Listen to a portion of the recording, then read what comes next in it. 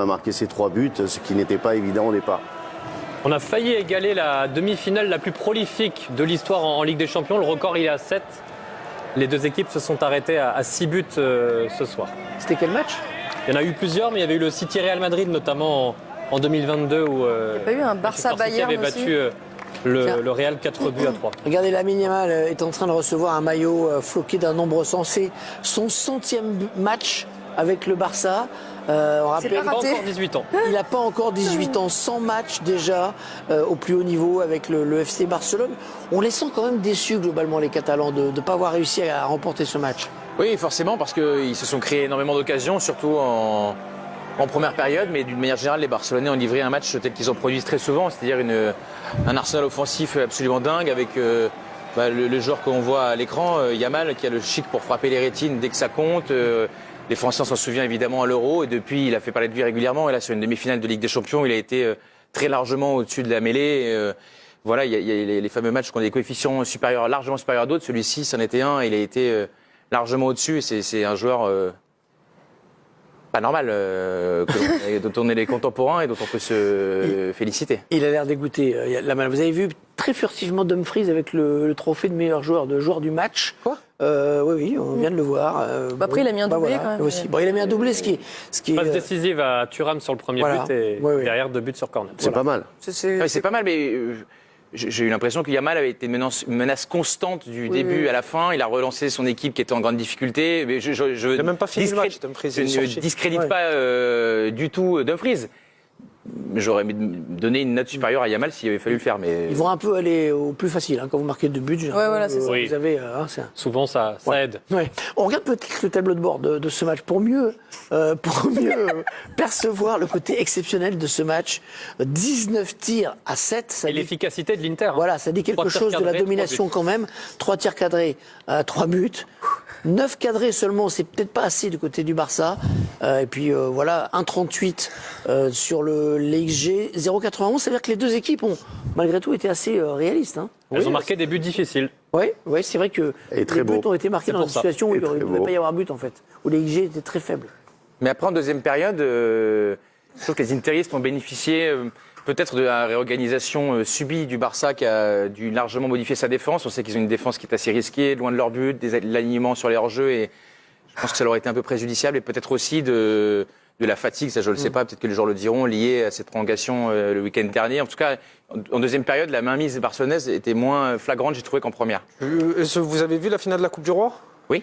Ça a été le même scénario. En première période, le Barça a été largement au-dessus. Et en deuxième période, le Real a pris le dessus. Donc physiquement, il y a une baisse. Les joueurs sont très utilisés au Barça. Une première réaction. Alessandro Bastoni est avec Margot Dumont, l'interiste, l'italien. Allez-y, Margot. C'est comme ça.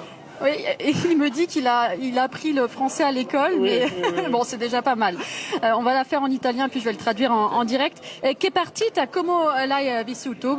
Quel match incroyable, comment est-ce que vous l'avez vécu? Ma è stata una partita molto intensa. C'était très intense. Loro sono una squadra fortissima C'est une équipe très con forte, dei giocatori con una qualità pazzesca. avec des joueurs d'une grande qualité. A livello offensivo sono sicuramente la squadra più forte d'Europa. C'est franchement l'équipe la plus forte offensivement en Abbiamo Europe. fatto una buona partita di squadra, abbiamo On a fait une très bonne équipe en équipe, abbiamo messo intensità, un très bon match en équipe.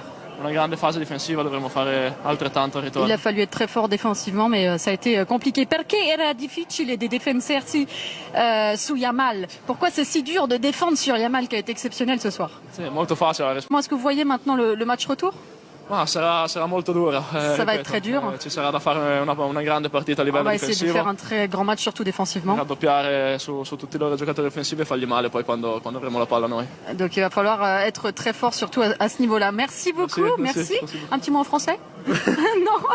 Allez, on va pas exagérer. Merci beaucoup. Alessandro Bastoni avec Margot Dumont. Il est sympa, Bastoni. Hein. C'est vrai qu'on a l'image de lui.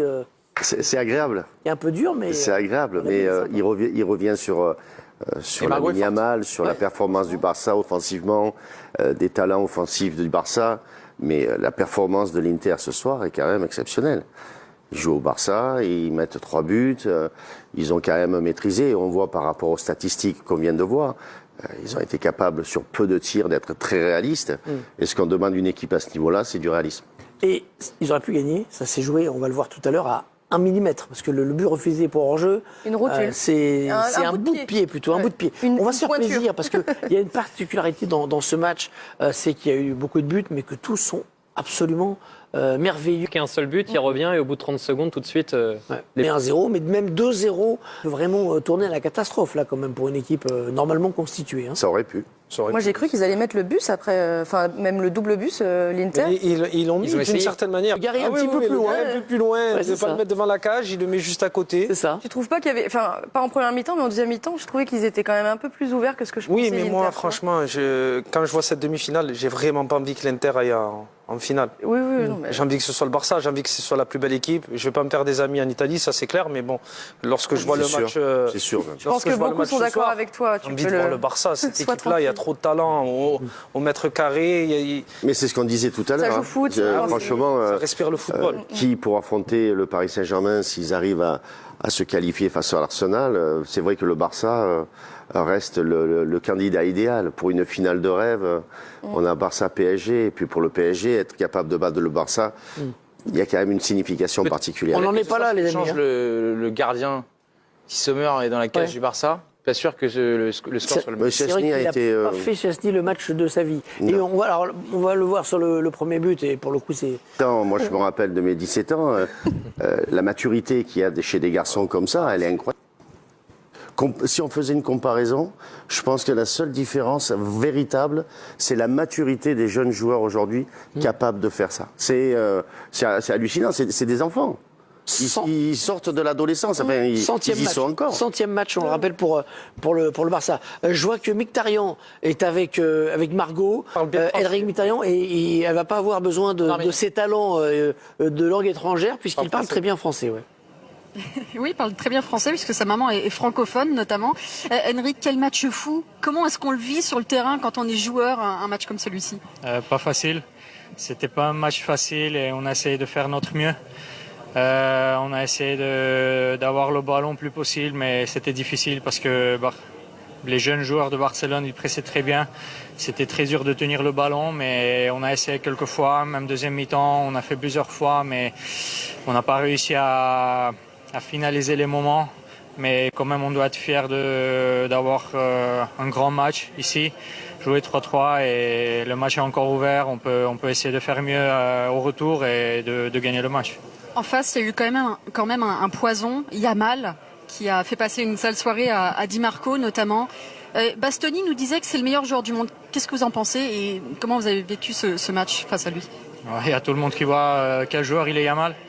Et c'était vraiment très difficile parce que c'est un joueur très très fort. On a essayé de faire notre mieux de le fermer, de l'arrêter, mais c'était pas facile parce qu'il a un grand talent. Et j'espère que au retour on va faire mieux et on va pas le laisser jouer. Il y aura autant de spectacles au retour ou pas? Ouais, on espère de jouer bien, d'avoir un résultat positif pour nous et de passer le tour. Ça va pas être facile, mais on doit faire notre mieux. Merci beaucoup Henrik et merci. Et bravo pour ce spectacle. Henrik Mkhitaryan, dont je rappelle qu'il a grandi dans la région de Valence dans la Drôme, fief de la communauté arménienne où son papa était footballeur dans le club de Valence. Donc, petit enfant, il a appris le français à l'école, voilà pourquoi il le maîtrise aussi bien. On en était dans notre résumé à 2-1, au Barça qui était revenu à 2-1 et qui, en très peu de minutes, à la mi-temps, 4 buts, comme ça vous était déjà arrivé de voir 4 aussi jolis buts en 45 minutes? Alors franchement, je pense qu'il faut remonter à de lointains souvenirs et je pense pas que c'était en pro, mais c'est vrai que le spectacle de la première mi-temps était complètement fou et quand vous avez déjà un but au bout de 30 secondes de jeu, forcément ça ouvre les débats et quand le Barça est à ce niveau aussi, capable de revenir à 2-0 et de façon tellement magnifique avec un but exceptionnel individuel et aussi le talent collectif qu'il a fallu pour trouver cette égalisation, voilà, on est forcé de se régaler dans des soirées comme ça et c'est purement génial. Le scénario qu'on imaginait tous, avec les Catalans qui reviennent à 2-2, c'est une deuxième période où Barcelone a réussi à renverser. Et la surprise, c'est que c'est l'Inter qui a repris l'avantage à la 60. Vous avez deux joueurs, c'est le cas à Paris, qui font plus de 1m85 et qu'en face vous avez des joueurs plus athlétiques, c'est quand même difficile. Et on est en droit d'attendre sans doute du gardien à ce moment-là, qui sont en capacité de pouvoir un peu soulager sa défense. Absolument. Et il prend quand même 2 buts où l'attaquant est à 4 mètres d'écart, notamment sur le premier de Dumfries. Je ne sais pas si on va voir le ralenti du but de Mkhitaryan. Mais sur le but de Mkhitaryan aussi, c'est très flagrant. Mais n'allez pas plus vite que la musique. Nous en sommes à dire qu'on a du mal à compter les buts. Juste, je voudrais qu'on revienne sur ce deuxième but, parce que vous parliez du duel avec Olmo. Oui, parce qu'on est en train de dire que c'est M. Turpin qui a demandé à Olmo de laisser Dumfries. Non, je blague. On voit que le marquage est un peu moins près dans un deuxième temps. Défensivement, quand il y a un déficit athlétique, il doit avoir une première ligne qui joue le bloc pour ralentir un petit peu la course pour les joueurs qui marquent en zone. Marcus Thuram avec Margot. Oui, Marcus, on se rappelait nos interviews en Ligue 2 à l'époque à Guingamp et on se retrouvait en Ligue des Champions, c'est magnifique. Marcus, faut nous raconter un petit peu ce scénario fou. Est-ce que vous avez déjà vécu un match comme celui-là et comment on en ressort? On en sort satisfait, on en ressort très fatigué. Mais on sait que c'est entre guillemets que la première mi-temps parce qu'on a encore un match la semaine prochaine à la maison devant nos supporters. Et j'espère que ce sera un grand match. On aimerait parler de votre but, magnifique Madjer, déjà le geste, et puis derrière il y a aussi cette célébration. Est-ce qu'il y a un rapport avec votre papa? Est-ce que c'est un petit clin d'œil? Ah non, il n'avait pas fait ça. Il n'avait pas fait ce geste-là. Non, ça n'a rien à voir avec papa. Parlez-nous en tout cas de ce but. On a bien commencé le match, on savait qu'il tenait la ligne haute. Donc on a réussi à trouver Denzel Dumfries sur le côté, lancé, il a centré, je pense que le défenseur il glisse. Et après, le seul moyen pour moi de Lamine, Yamal en face qui vous a fait beaucoup de mal. Je vous ai vu un moment aller voir Di Marco lui glisser un petit mot parce que son match était compliqué face à lui. Qu'est-ce que vous lui dites à ce moment-là? Non, je l'encourageais, je lui disais que c'était normal qu'il passe. Et Lamine Yamal, il va toujours passer quoi qu'on fasse, mais qu'il fallait rien lâcher, qu'il fallait continuer et le fatiguer. Mais les joueurs comme ça, on les arrête pas tout seul, on les arrête en équipe. Qu'est-ce qu'il faut garder? Qu'est-ce qu'il faut jeter peut-être pour le match retour? Franchement, je suis pas assez lucide pour vous répondre tout de suite. Il faudrait que je revoie le match. Mais en tout cas, on a fait des belles choses. Mais ce sera encore un match compliqué la semaine prochaine chez nous. Peut-être une prise à 2 sur Yamal? Prise à 11 même peut-être. On verra ce que le coach nous demande. C'est le meilleur joueur du monde pour vous? Le meilleur joueur du monde, non, je pense pas. Le meilleur joueur du monde, il est français. Le deuxième, je pense qu'il est aussi français. Peut-être le troisième. Ousmane et Kylian. Ousmane et Kylian, très bien. Bon, merci en tout cas. On espère un match aussi spectaculaire au match retour alors. J'espère, merci. Merci. Marcus Thuram, on avait compris l'allusion à ces deux coéquipiers. Alors oui, j'avais un petit doute effectivement avec l'angle sur la donc Lilian, c'était ça. Et là, lui, c'était ça, comme ça, voilà. Et lui, avec sur le visage. Oui, voilà, comme ça, voilà.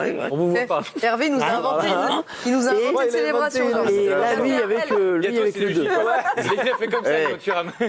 Thuram. Bon, bref, c'était pas une allusion à la joie de son papa après le France-Croatie. On était sur les buts de corner. Oui. Parce que vous nous disiez que l'Inter marque beaucoup sur corner. 18 buts sur corner et surtout ce qui est intéressant, c'est que là dans ces matchs qui comptent en Ligue des Champions, en quart de finale contre le Bayern et ce soir lors de cette demi-finale aller, on se rend compte qu'ils ont déjà marqué 4 de leurs 7 buts de cette manière-là. Ouais. Et eux aussi doivent avoir un entraîneur pour les coups de pied arrêtés parce qu'on les voit tactiquement, ils sont bien en place. Nicolo Jovero. C'est l'italien, non? Oui. Si, Nicolas, c'est... Il y avait 2 partout à la mi-temps.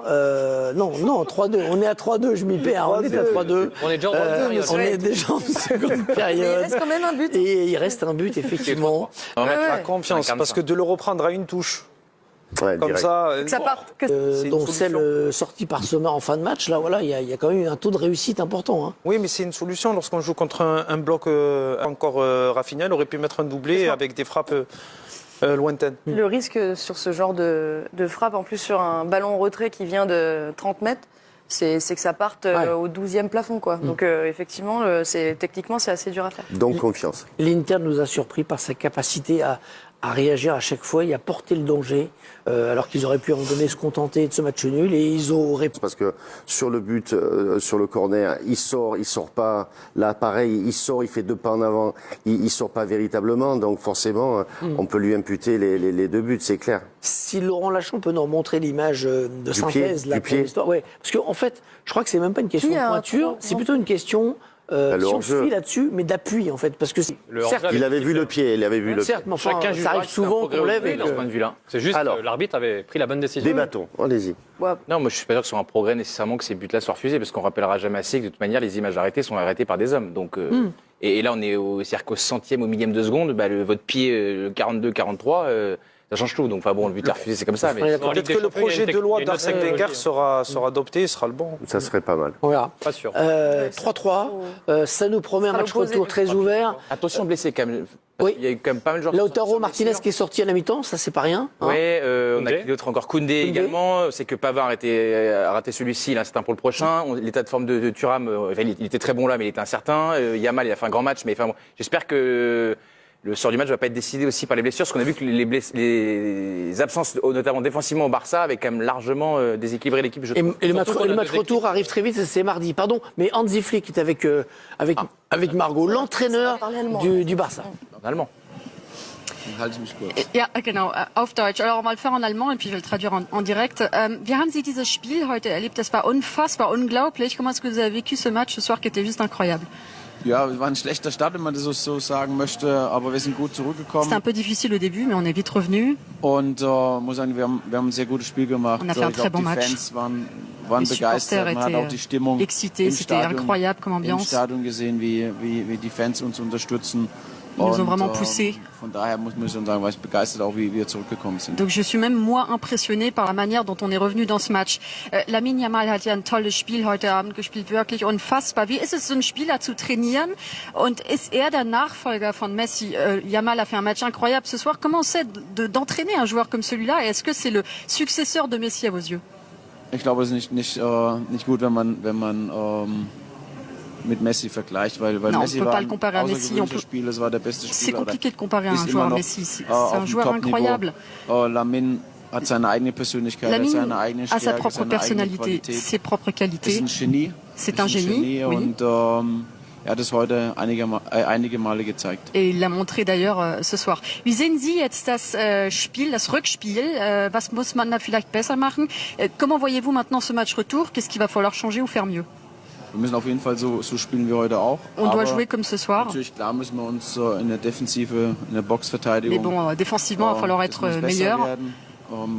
Aber es ist das Finale vor dem Finale. Mais c'est une finale avant la finale. Vielen Dank, merci beaucoup, Hansi Flick. Vielen Dank. Dankeschön, Margot. Margot, elle est LV2, LV3, LV4, LV5 et elle était dans la même promo que Laurent Paganelli. Ils ont fait leurs études ensemble. Ah, voilà, Je trouve d'accord. que pas faire Mkhitaryan en arménien, c'est quand même un peu scandaleux, mais bon. Oui, c'est vrai que c'est pas terrible. En tout cas, bravo. Bravo, c'est Bravo. clair. Ça aurait Elle été nous réserve magnifique. encore d'autres langues ou quoi Ouais, je pense que la Margot, prochaine, vous allez être surpris. Il y a Dumfries qui arrive en néerlandais. Ah, bah Ouais, en voilà. néerlandais, en néerlandais. Match retour mardi, donc on est sur une session très courte. Comment vous voyez ce match retour? On redémarre à 50-50, voilà, on repart comme si rien ne s'était passé. Et pourtant, il s'en est passé des choses. Normalement, l'Inter chez lui devrait avoir l'avantage, mais je trouve que sur ce qu'on a vu ce soir, le 50-50 est le bienvenu. Sur ce match-là, c'est impronosticable, honnêtement. C'est difficile à prédire. Bah oui, parce que j'imagine qu'ils vont être quand même un peu mieux organisés que ce soir, chez eux avec un peu plus de force, mais le Barça, j'ai l'impression qu'ils peuvent marquer quand ils veulent en réalité. Donc peu importe l'animation défensive en face. Mais jouer à Giuseppe Meazza, c'est pas évident. J'espère le même scénario, moi. C'est tout. Autant de buts. Oui, mais toi, tu veux que ce soit quand même le Barça qui gagne. Prolongation et le Barça, il gagne. Bon, il y a On des a quand joueurs. même vu l'Inter en fin de rencontre et surtout